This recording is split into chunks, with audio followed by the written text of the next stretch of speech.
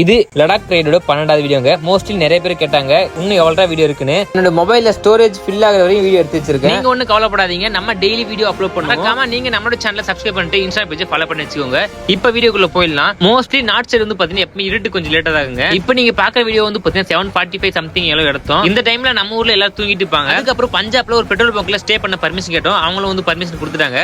அவங்க பர்மிஷன் கொடுத்த அடுத்த செகண்ட்ல வந்து பாத்தீங்கன்னா நம்ம யூபி ஃப்ரெண்ட்ஸ் வந்து பாத்தீங்கன்னா டென்ட் போட ஸ்டார்ட் பண்ணிட்டாங்க. இவங்க வச்சு இந்த டென்ட்ல வந்து பாத்தீங்கன்னா ஒரு பைக்கே உள்ள நிப்பாட்டலாம். பட் நம்ம தான் வேணாம்னு சொல்லிட்டோம். அங்க கேமரா இருக்கிறதுனால சேஃப்டியா இருக்கு சொல்லிட்டு பைக் வெளியே நிப்பாட்டிட்டோம். அதுக்கப்புறம் பைக்கை பார்த்தா பைக் ரெண்டா பக்கம் கயிறு போட்டு கட்டி வச்சிருக்காங்க. இதனால கொடுமை அப்படின்னு பார்த்தா அதுக்கப்புறம் இன்னொரு சம்பவம் பண்ணாங்க.